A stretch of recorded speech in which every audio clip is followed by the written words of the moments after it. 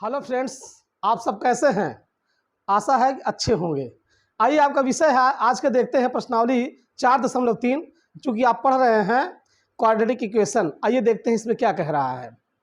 देखिए, इसमें आपका पहला प्रश्न बोल रहा है, कह रहा है कि पूर्ण वर्ग से समीकरणों को संतुष्ट कीजिए। पूर्ण वर्ग विधि से समीकरणों को हल कीजिए।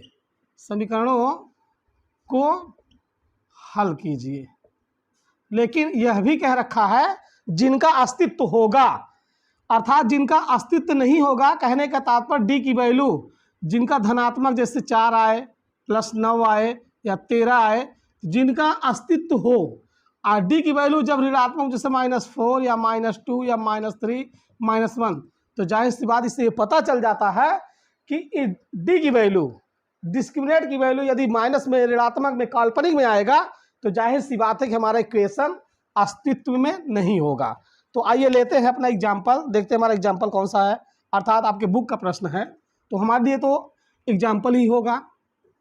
देखिए, प्रश्न आपका दे रखा है, कह रहा है कि पहले नंबर का पहला कह रखा है 2x² - 7x + 3 = 0। जरा गौर से देखिए, 2x² - 7x + 3 = 0, यह आपका इक्वेशन दिया हुआ है, समीकरण दिया हुआ है। इसमें हमें पूर्ण वर्ग विधि से x की वैल्यू प्राप्त करना है। तो ठीक है, देखिए, तो सिंपल तरीके से जो आपका दिया हुआ पद है इसमें देख लेते हैं हमें क्या इसका हल करना है। ठीक है, तो सबसे पहले x² का गुणांक जितना है उसी से क्या करते हैं, भाग दे देते हैं। भाग देंगे, यहाँ लिखेंगे 2 से दोनों ओर भाग देने पर, चलिए भाग दे दीजिए। आपका हो जाएगा 2x² - 7x + 3 पूरे 2 = 0/2। जो क्रिया करेंगे सेम टू सेम पूरे इक्वेशन में करेंगे।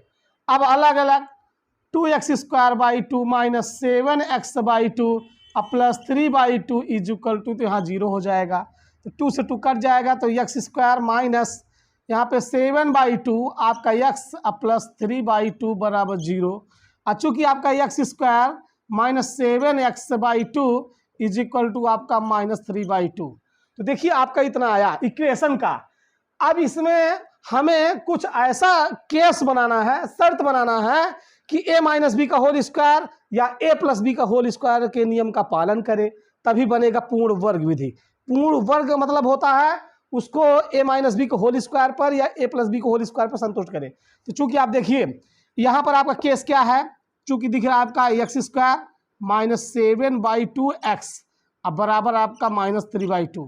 तो कहने का मतलब इसमें 2 पद दिया हुआ है, तो जाहिर सी बात जब तक 3 पद नहीं होगा तब तक आपका पूर्ण वर्ग पर संतुष्ट नहीं होगा। तो देखिए, अब उपर्युक्त बातों को इरेज करता हूं, जिन्हें इसका स्क्रीनशॉट लेना है ले ले। ठीक है, तो देखिए फिर उसके बाद अब आगे चलेंगे तो हमारा क्या हो जाएगा। अब इसमें एक रूल्स है, ध्यान दीजिएगा, x² - 7/2 आपका x है। इस पद में हम एक अंक का, ऐसा अंक का गुणांक करते हैं जो सभी पद में उसी अंक का गुणांक होगा। सभी क्वेश्चनों में वही आप क्या करेंगे, गुणांक बनाएंगे। ठीक है, तो गुणा में 1/2 लेंगे। क्या लेंगे, 1/2। तो 1/2 जब 2 ले लेंगे तो रिजल्ट में देखते हैं प्लस आगे बढ़ाएंगे, क्या 7 × 9 7 और उसके बाद 2 दूनाई 4।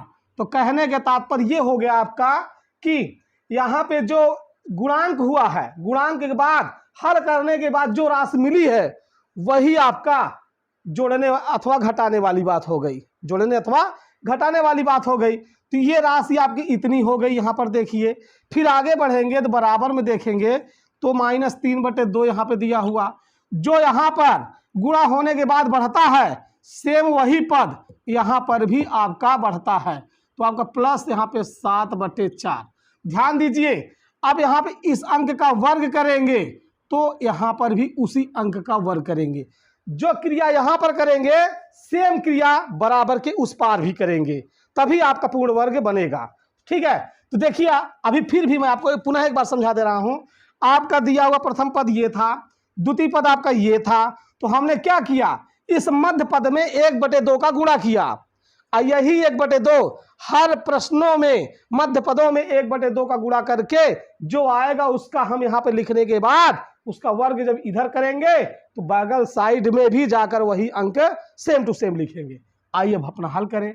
तो चूंकि यह केस बना किसका, ये बना किसका, x - 7/4 का स्क्वायर बना, a - b का होल स्क्वायर। यहाँ तक यक्स पहला वाला पद और लास्ट वाला पद, और चूंकि माइनस के पदों में है a² - 2ab + b² तो a - b का होल स्क्वायर बना बराबर -3/2 और प्लस 7 का वर्ग 49 और 4 का वर्ग 16। तो देखिए x - 7/4 का होल स्क्वायर बराबर, यहाँ पे इसका एलसीएम 16 ही होगा। 2 का नम 2, 2 × 8 = 16, 8 × 24 -24 प्लस आपका 49। तो केस हो जाएगा x - 7/4 आपका 4 का होल स्क्वायर बराबर 49 में 24 निकाल दिया तो 25 बचा, अब बटे आपका कितना हो जाएगा 16। तो देखिए कितने आसान तरीके से आपको बता रहे हैं, ऐसा ना हो कि भाग रहे हैं ना। तो देखिए अब यहाँ पर बात ये आती है, जब वर्ग को इस साइड देंगे तो एक बार वैल्यू धनात्मक लिया जाएगा और एक बार वैल्यू ऋणात्मक। यहाँ लिखिए धनात्मक लेने पर, धनात्मक लेने पर तो देखिए x - 7/4 बराबर करड़ी में हो जाएगा कितना 25/16। तो हो जाएगा x - 7/4 बराबर कितना हो जाएगा आपका, यहाँ पे कितना है ऑलरेडी आपका हो जाएगा 5/ आपका हो जाएगा कितना 4। तो रिजल्ट में आपका बन जाएगा x बराबर ये जाएगा उधर, तो 5/4 में प्लस 7/4 हो जाएगा। तो x बराबर 4 4 आपका 4 होगा, 7 5 आपका 12, तो x बराबर 4 3 12। तो x का मान हमें मिल गया 3। कितना मिल गया 3। कहने के तात्पर्य देखिए इतना बड़ा आपका खंड बना हुआ है, तो आप इसका स्क्रीनशॉट ले लीजिए, क्योंकि भी अभी पहले वाले को भी बोले थे, इसका भी ले लीजिए ताकि आपको समझने में प्रॉब्लम न आए। ठीक है, अब उसके बाद एक बार आपको लेना पड़ेगा ऋणात्मक वैल्यू। क्या लेना पड़ेगा ऋणात्मक। तो जब ऋणात्मक लेंगे तो आपका हो जाएगा क्या, चलिए देखते हैं।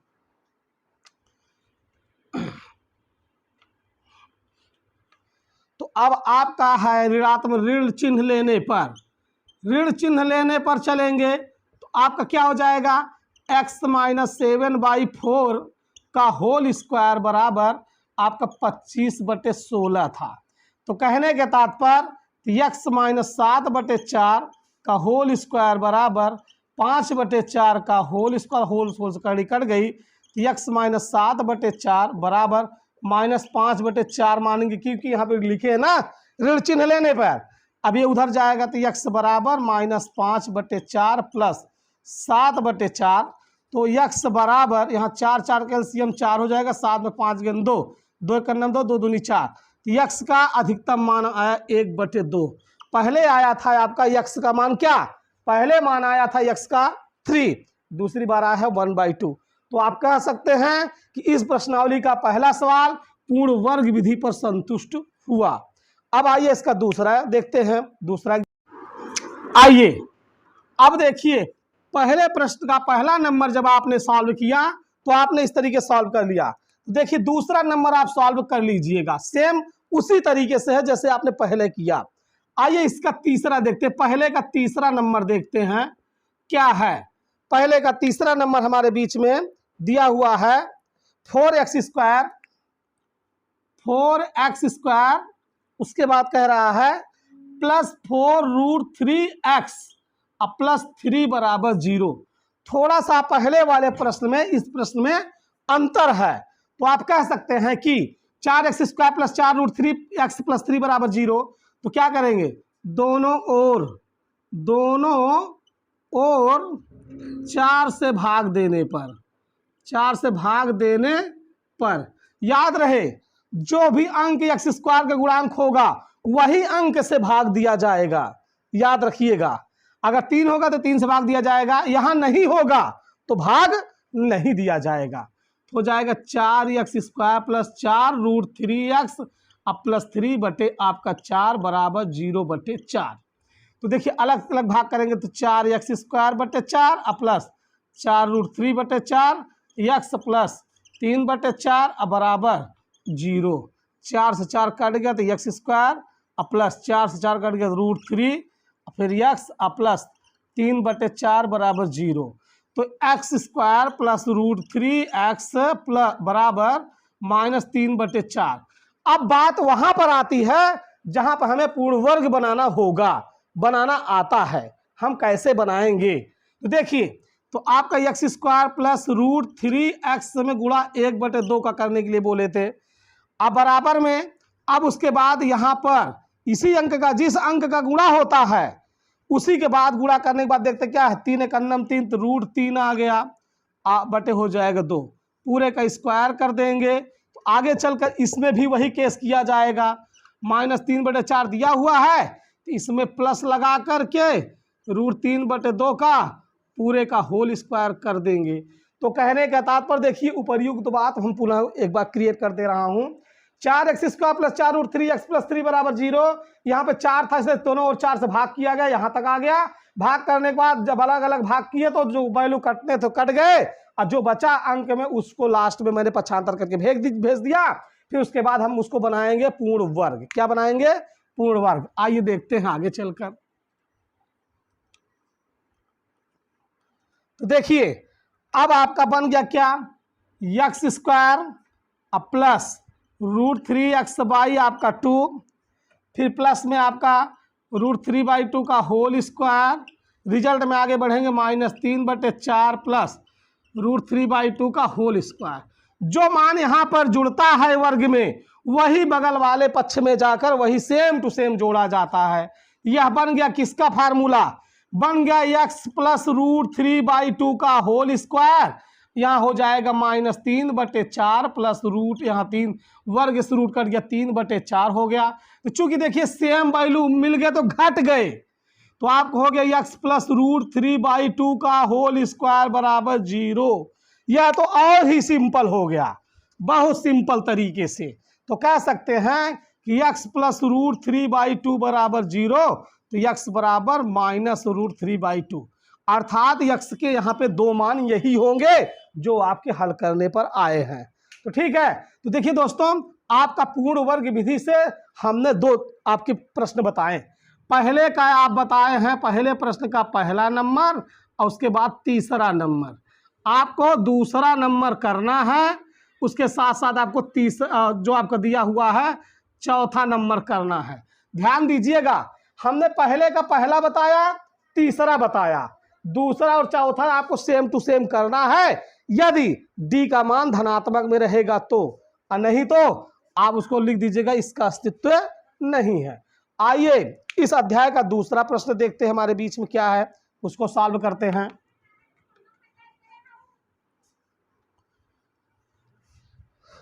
कह रहा है, दूसरा नंबर प्रश्न बोल रहा है, उपर्युक्त प्रश्न में दिए हुए एक में द्विघात समीकरणों को मूल द्विघाती सूत्र का प्रयोग करके हल कीजिए। कहने के तात्पर्य, जो अभी आपने प्रश्न नंबर 1 में 1, 2, 3, 4 में पूर्ण वर्ग विधि को सॉल्व किया था, उन्हीं प्रश्नों को आप श्रीधराचार्य के नियम से आपको हल करके मान निकालना है।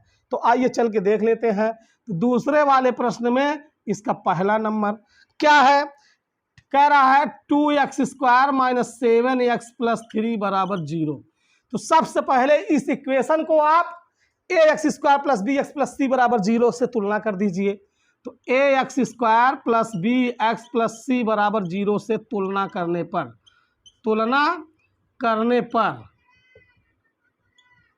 करिए। x² गुणांक a, तो वहाँ पे a का मान हो जाएगा 2, b की बात -7, c की बात +3। तो चूंकि आप जानते हैं d की वैल्यू कितनी होती है, रूट के अंदर आप जानते हैं क्या होता है, सॉरी रूट के अंदर लेने की आवश्यकता नहीं है। d का मान b² - 4ac होता है। तो d फॉर b की वैल्यू -7 का स्क्वायर -4 इंटू a की वैल्यू 2, c की वैल्यू 3। तो d की वैल्यू आपको क्या मिला, 49 - 4 दूनी 8, 8 × 24। तो d का मान मिला धनात्मक 25। और चूंकि आप जानते हैं x बराबर -b ± √d बटे आपका 2a होता है। तो x बराबर -b का मान -7 प्लस माइनस रूट डी का मान आया है 25 अब बटे 2 ए का मान आपका दे रखा है 2।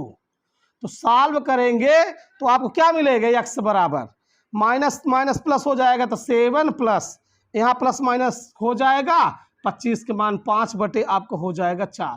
तो एक्स बराबर पहले धनात्मक लेंगे प्लस ऊपर वाला तो 7 प्लस 5 बटे 4। तो एक्स बराबर 7 5 12, 12 का 4 में भाग कर देंगे तो आ जाएगा 3। एक्स का मान मिल गया आपको 3। अब एक बार एक्स बराबर क्या लेंगे ऋण में तो 7 माइनस 5 बटे 4 तो उत्तर आ जाएगा 1 बटे 2।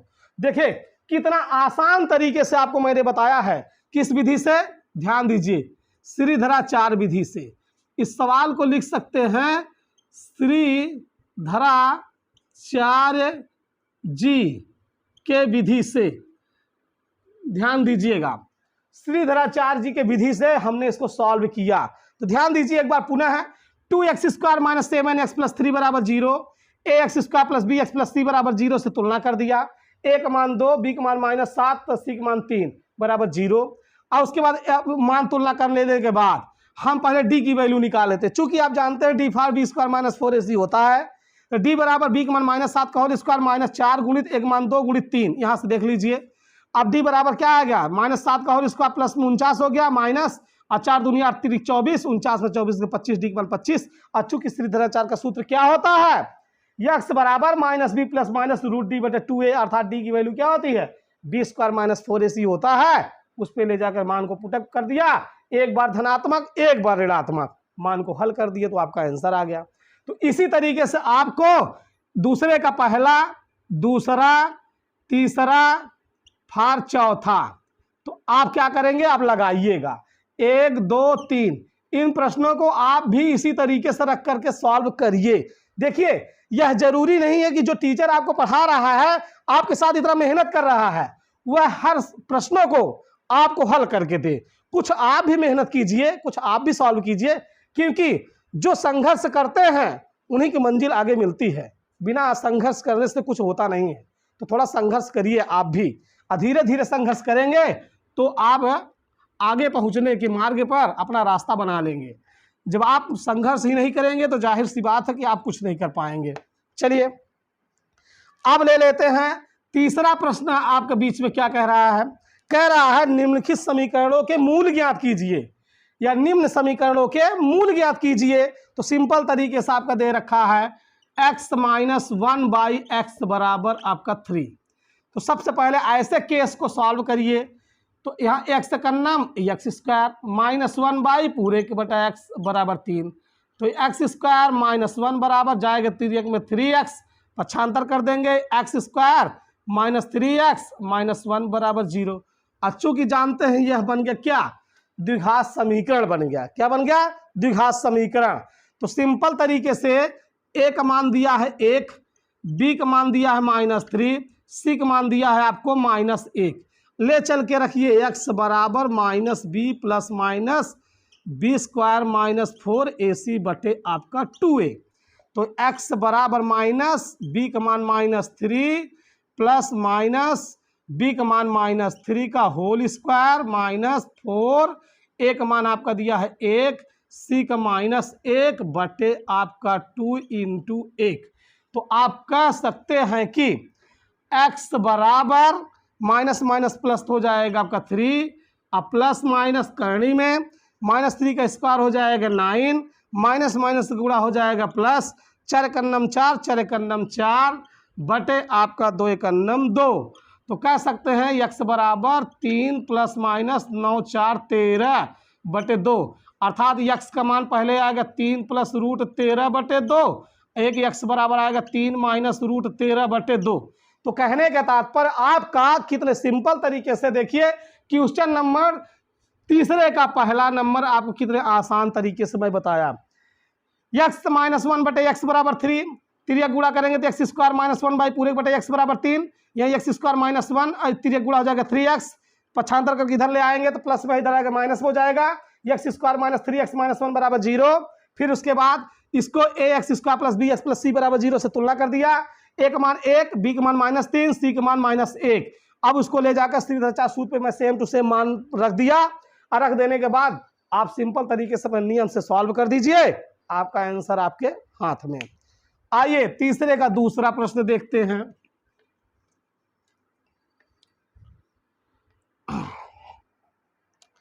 तीसरे का आपका दूसरा प्रश्न क्या है, ध्यान दीजिए। कह रहा है कि 1/x+4 माइनस 1/x-7 बराबर 11 आपका दे रखा है 30। ध्यान दीजिए, यहां पर एक x का एक मान रखकर हल ना कीजिएगा, नहीं तो समीकरण असंतुष्ट हो जाएगा।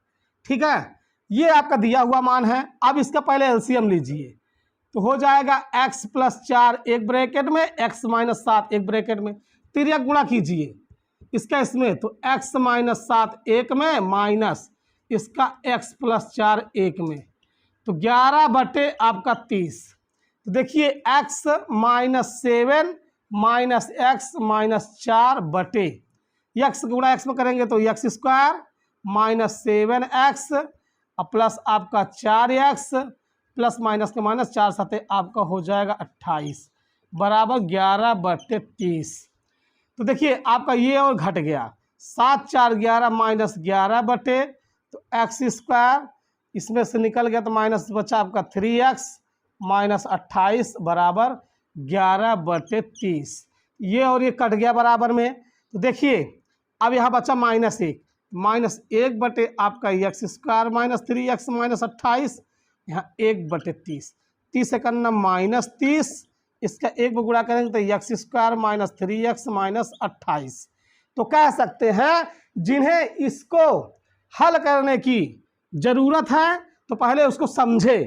कैसे? 1/x+4 माइनस 1/x-7 बराबर 11/30, इसको सॉल्व करना चाहते हैं तो देखिए कितना, पहले इन दोनों का हमने लिया एलसीएम, तिर्यक गुणा किया, उसके बाद 11/30, x-7 माइनस x+4 तिर्यक, अब इसको ब्रैकेट के अंदर माइनस का गुणा किया तो -x हो जाएगा, प्लस में था प्लस है माइनस हो जाएगा, अब प्लस माइनस घटता है, -7 -4 -11, अब पूरे बटे आपका वही, अब -7 में से 4 निकल गया, -3 बचा, -28 अपने जगह पे 11/30, दोनों ऊपर भी युक्त वैल्यू आपको सेम टू सेम मिल गए, तो -1 बटे इतना 1 बटे इतना, तिर्यक गुणा कर दिया इतना। अब उपर्युक्त प्रश्नों को हम क्या कर देते हैं, जो हल किए इसको मिटा देते हैं। अब आगे बढ़ेंगे तो देखें क्या मिलेगा। देखिए अब आपका इसको उस साइड ले जाएंगे तो आपका हो जाएगा x² minus 3x minus 28 plus आपका 30 बराबर 0, तो x² माइनस 3x प्लस 2 बराबर 0, खंड बन गया, 2 1 2 2 1 3, तो x² minus 2x minus x plus 2 बराबर 0, x कामन लिया तो x माइनस 2, देखिए इसमें x कामन है तो x, इसमें 2x था, 1x बचा x माइनस 2, इसमें -1 छिपा हुआ है। अब यही ब्रैकेट से इस ब्रैकेट में देखिए x बचा, प्लस का प्लस निकल चुका है, मतलब माइनस निकल तो माइनस हो जाएगा, प्लस है तो आपका -2 बराबर 0। अब दोनों ब्रैकेट हो गए सेम, तो x-2 एक में, ये दोनों आपका x-1 एक में बराबर 0। अलग अलग इनको तुलना कर देते हैं, तो x-2 बराबर 0 तो x बराबर 2, इसका हो जाएगा x-1 बराबर 0 तो x बराबर 1, अर्थात x का मान कितने हो गए 2,1। तो कह सकते हैं कि प्रश्न नंबर 3 का जो दूसरा है, इतना बड़ा प्रश्न आपको सिंपल तरीके से छोटे में बताए हैं, तो आपसे यह बन जाएगा, यह हमें उम्मीद है आप हल करेंगे तभी यह संभव है।